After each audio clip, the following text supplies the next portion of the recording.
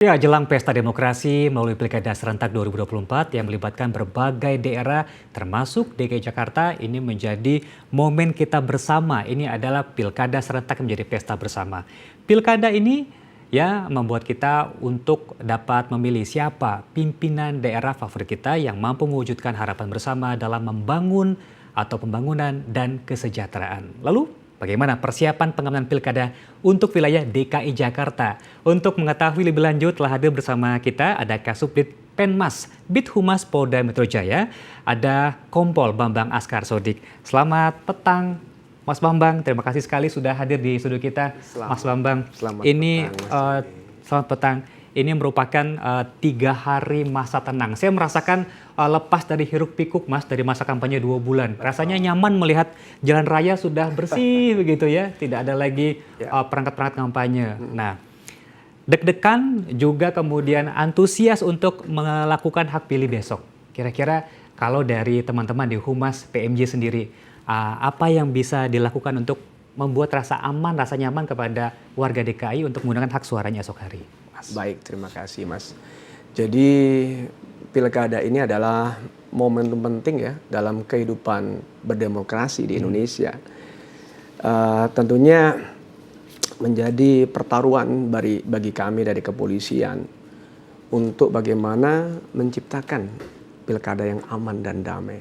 Seperti yang diketahui bahwa kepolisian dalam hal ini adalah Polda Metro Jaya, itu kita harus mengamankan agenda pilkada besok, pilkada serentak itu yang akan memilih 3 gubernur, Mas. 3 gubernur. Bukan cuma DKI Jakarta. Bukan. Jadi kita memilih 3 gubernur dari Gubernur DKI Jakarta, Betul. Gubernur Jawa Barat, dan Gubernur Banten. Jadi irisannya banyak sekali. Betul. Ya, Mas. Jadi wilayah Polda Metro Jaya ini beririsan dengan Pemprov Banten dan Pemprov Jawa Barat. Bagaimana kesiapan kita? Sejak awal dibentuknya pelaksanaan operasi Mantap Praja tahun 2024 selama 140 hari, Mas. Jadi pra pilkada kita sudah siapkan upaya-upaya mitigasinya saat pilkada nanti dan pasca pilkada. Betul. 140 hari dimulai dari tanggal 14 Agustus sampai tanggal 31 Desember. Jadi kalau pemungutan suara besok aman, berhasil, luber begitu ya, lancar. Yes. Belum cukup ya tugasnya ya. Pasca pemungutan suara juga masih harus terus dikawal. Betul. Jadi tugas kami dari kepolisian dibantu oleh stakeholder TNI, Polri dan Pemprov mengawali, menyertai dan mengakhiri, ya kan? Kami ada 7 satgas, Mas. Ada 7 satgas di kepolisian. Yang pertama adalah satgas preemptif, ya kan? Bagaimana dari satgas preemptif ini betul-betul, ya kan, melakukan sosialisasi dan himbauan pra pilkada. Jadi harus memastikan bagaimanapun juga upaya pencegahan itu lebih penting, ya kan? Upaya pencegahan itu lebih penting sebagai ciri masyarakat modern, ya kan? Yang kedua ada satgas preventif. Bagaimana satgas preventif itu kehadiran anggota polisi, anggota Polri ya, sebagai representasi negara hadir di tengah-tengah masyarakat, melakukan patroli di wilayah, melakukan kegiatan-kegiatan sambang, door-to-door system, bahkan kegiatan ngopi kamtipmas, ya kan, minggu kasih, Jumat curhat, itu pun dilakukan. Sampai juga besok di TPS pun juga ada teman-teman polisi besok di sana. Di TPS pun kita tidak hanya dari kepolisian, dari TNI, dari Linmas, itu pun dilibatkan. Dari Pol PP, Pol PP dilibatkan semua. Jadi polisi tidak bekerja sendiri, kita berkolaborasi dengan seluruh stakeholder yang ada. Pemerintah daerah. Betul. Begitu. Ada satgas yang lain lagi bagaimana satgas Kamsel Lantas memastikan bagaimana di TPS itu besok itu betul-betul clear dan lancar. Jadi masyarakat yang datang ke TPS mengemas suasana pesta. Pesta kan dalam keadaan senang, ya kan? Senang, tidak ada yang cemberut, namanya pesta. Kita Tidak hadir, ancaman. ya betul. Itu harus memastikan itu pilkada yang aman dan damai. Itu harus betul-betul dimasifkan bahwa kami siap untuk mengamankan pelaksanaan pilkada besok. Luar biasa, bukan cuma DKI, tadi sudah disebutkan irisannya ada juga ke Banten dan juga ke Jawa Barat. Betul. Nah, dalam wilayah yang besar tersebut, berapa jumlah personelnya nih, Mas? Betul. Jadi Polda Metro Jaya menyiapkan sebanyak 71.399 personil. Itu gabungan, Mas. Jadi bukan Polisi, hanya TNI. polisi aja, bukan hanya polisi, tapi dari kepolisian, dari personil TNI, serta dibantu Pemprov. Yang terbesar ya dari Linmas, Mas, dari partisipasi masyarakat yang mendukung dan pengen bahwa wilayahnya bisa aman, gitu, Mas. Betul. Itu ada 32.000 TPS loh.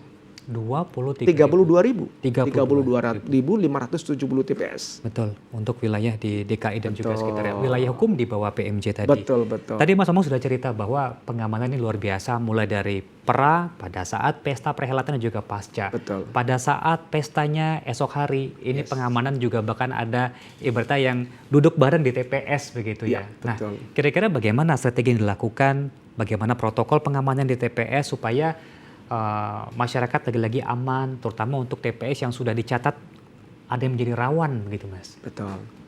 Jadi Polri dalam hal ini Polda Metro Jaya kita sudah melakukan upaya mitigasi, Mas. Melakukan mapping bagaimana ada kategori dari 32.570 TPS itu ada kategori TPS yang kurang rawan, TPS rawan, sangat rawan, dan TPS khusus. Ingat, kita ada TPS khusus yang berada di lapas dan rutan. Betul. Yang ada di wilayah hukum Polda Metro Jaya sebanyak 47 TPS, Mas. Ada TPS yang sangat rawan di beberapa tempat di Polres, salah satu Polres itu dianggap sangat rawan. Jadi, automatically pengamanannya pun akan dipertebal. Jadi, kita mencegah 10 langkah ke depan agar tidak terjadi dampak yang tidak kita inginkan. Dan memastikan pilkada di DKI, pilkada besok itu berlangsung aman dan damai. Amin. Kalau mendengar tadi 4 kategori tadi, ada yang kurang rawan, sangat rawan, bahkan juga ada yang khusus. Ini buat teman-teman yang di lembaga pemasyarakatan. Ini betul. Terdengarnya wah ngeri ini. Padahal pada kenyataannya dalam pemilu-pemilu sebelumnya justru itu yang aman justru ya, Mas ya. Bukan termasuk wilayah yang rawannya. Bisa cerita sedikit seperti apa misalnya ya potensi kerusuhan yang ada di TPS rawan selama ini? Jadi dari awal kepolisian pun sudah melakukan mapping. Pra-pilkada itu dilakukan bagaimana betul-betul memasifkan upaya cooling system, ya kan? Cooling system, kegiatan ngopi Kamtipmas, kegiatan Jumat curhat, ya kan? Ada kegiatan Minggu Kasih, ada kegiatan door to door system yang macam-macam dilakukan. Banyaklah kegiatan. Jadi bentuk-bentuk kehadiran polisi atau hadir di tengah masyarakat itu sebagai upaya bagaimana dari awal untuk meminimalisir agar pada saat hari H besok ini tidak terjadi permasalahan. Dari sekarang kita harus melakukan identifikasi permasalahan. Gitu. Kalau tadi Mas Omang bilang 140 hari persiapannya. Tadi saya pikir ini jangan-jangan cuma persiapan selama periode kampanye 2 bulan kemarin, ternyata jauh lebih jauh lagi. Artinya sudah diidentifikasi nih potensi-potensi mana saja, Mas, yang mungkin terkait dengan kerawanan. Betul. Jadi tetap kepolisian tidak bisa bekerja sendiri. Kami berkoordinasi melakukan kerjasama lintas sektoral ya dengan KPU, Bawaslu. Pertama kali kita duduk bareng kita bahas apa sih permasalahan yang ada di wilayah tersebut, potensi-potensi ancaman seperti apa. Kita bicarakan bersama, ya kan? Kita bicarakan bersama. Diketemukan formula yang terbaik bagaimana penempatan personilnya besok, misalkan apabila nanti ada levelnya kurang aman, berapa personil yang dipersiapkan di situ. Jadi upaya kita melihat ke depan, upaya penjagaannya, ya kan? Kalau misalnya di wilayah tersebut dianggap kurang rawan, personil dipertebal, ya kan? Jadi upaya-upaya cooling system dimasifkan. Rata-rata untuk distribusinya, satu TPS misalnya, ada berapa personil keamanan gabungan yang dari sana? Baik, jadi kalau misalkan ada untuk TPS yang dalam kategori hijau ya aman ya, kita siapkan 2 personil kepolisian itu mengcover 6 TPS, ya kan? Di situ pun ada bantuan dari petugas Linmas dan teman-teman dari Babinsa ya. Oke, jadi catatan masyarakat DKI kalau ada hal-hal yang rawan, sedikit mengancam, tenang, ada petugas kepolisian besok ya di TPS masing-masing. Betul. Jangan lupa Mas, kami pun siapkan posko pengamanan ya. Kita punya call center, comment center di masing-masing Polres. Dan ingat, kami punya layanan hunting 110, direct call. Jadi masyarakat misalkan ada gangguan keamanan, merasa kurang nyaman, silakan langsung gratis telepon langsung di 110. Saat itu juga akan ditindaklanjuti. Itu. Selain petugas yang ada di lokasi TPS juga ada layanan on call. Betul, 110. 110. Baik. Mas, ini sudah beberapa jam ya jelang pesta esok hari. Biasanya Mas kalau malam hari, dini hari begitu ya, ya di saat matahari terbit ada istilah serangan fajar gitu. Nah ini mungkin terkait dengan beberapa potensi-potensi yang Mas Bambang tadi ceritakan, potensi ricuh. Benar tidak Mas apabila money politik, serangan fajar ini bisa menjadi potensi ricuh, dan apakah ini masih terjadi mungkin? Segala kemungkinan terburuk Mas, tetap kita harus antisipasi. Makanya kepolisian itu membentuk 7 satgas. Kan tadi saya sebutkan ada sampai satgas Kamseltib Carlantas, ada satgas penegakan hukum. Penegakan hukum yang diisi oleh anggota reserse ya kan, itu berkoordinasi dengan KPU dan Bawaslu. Apabila ada kegiatan-kegiatan yang melanggar aturan itu tetap tim dari penegakan hukum, satgas penegakan hukum yang bermain.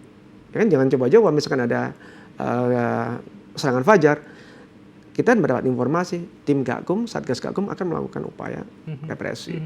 Ya kan? Karena biasanya dalam serangan fajar ini sangat berpotensi ricuh di beberapa daerah. Sudah terbukti ini Mas. Jadi jangan ragu untuk langsung dilaporkan saja. Silakan. Gitu ya. Manfaatkan layanan 110 yang ada di kepolisian. Itu gratis. Tekan aja, yang rata-rata orang punya gadget. Tekan 110, nyambung itu. Tekan 110.